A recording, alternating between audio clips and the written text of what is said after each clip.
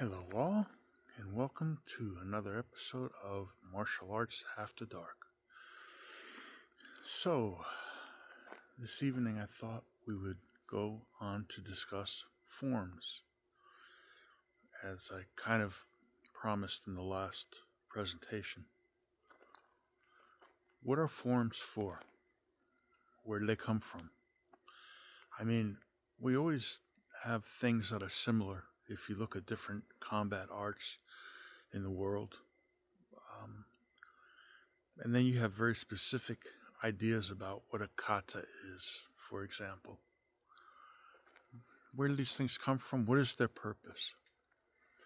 Well, I like to always reference Japanese traditional arts and Chinese arts at times because they tend to have the most familiarity for people, but also because they've been around a while and there's sort of an unbroken understanding of some of the concepts engendered by the art. So let's look at where form started, and let's look at particularly the Japanese koryu and some of the Chinese concepts, because again, they seem to have abstracted the idea of a form of a kata as a very specific teaching tool. However, having said that, this is something you see in other cultures as well. It's not particular. So, for example, when in ancient India, when people were taught to recite the sacred texts, they were taught with each syllable to use a particular head nod, okay, to aid their memory, because at that time India was still primarily an oral culture. So you had to memorize the things like the Rig Veda and other religious texts. And in order to do that, your body was taught with each particular syllable of Sanskrit that was uttered to make a movement to help aid your memory, okay? I'm using that because that's a good clue for us. You see, when you look at katas and two-man sets, they're primarily a teaching tool, and I think most of us can agree on that. However, where the misunderstanding comes in is the purpose of that teaching tool, what it's supposed to help somebody with, and how it's supposed to figure into the rest of the activities that a martial artist today and back then, what's expected of that martial artist. And katas primarily are a way to make a physical textbook out of the art, okay? Just as in ancient India, when the Vedas were recited, they were made in such a way so people could memorize a great amount of information, and then they could teach. They had the text within them, okay? Katas are similar. When you have an art and you want to teach people, okay, you have to figure out a way to transmit the art. And if you look traditionally, this was probably the major preoccupation in the ancient Japanese koryu. You had to have someone to leave the art to, who could continue to transmit the art. And the way it worked was, it was hierarchical. You couldn't really leave the art to 3 or 4 people. Not traditionally. You had to have a head of the art. So every generation, it started up again. The search to make sure you had somebody, some heir, to take and pass the art on.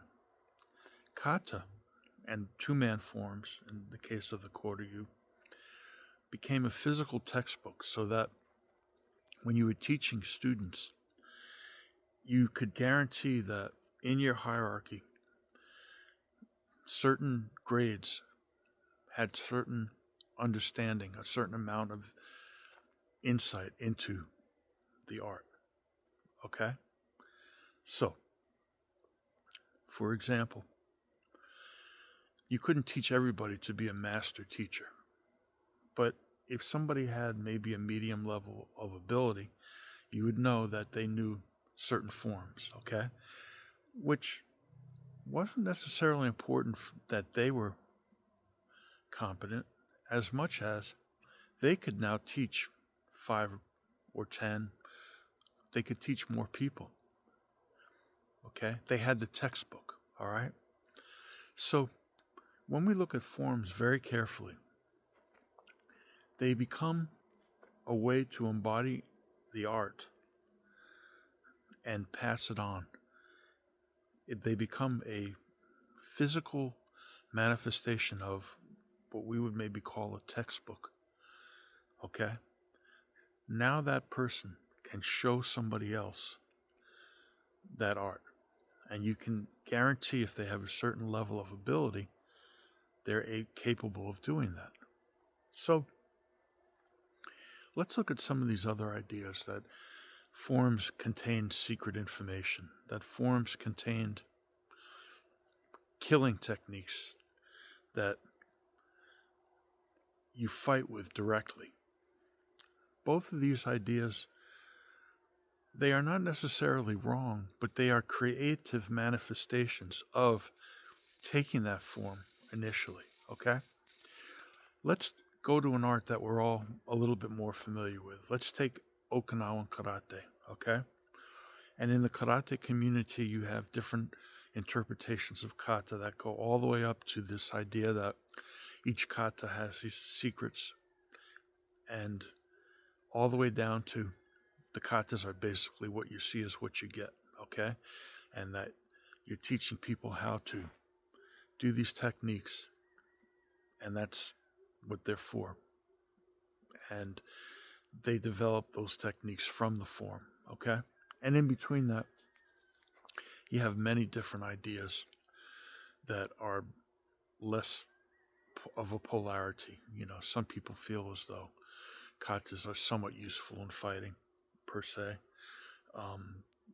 The way the kata looks will work in a combat situation, all the way up to, you know, these katas had these secrets. So here's what happens.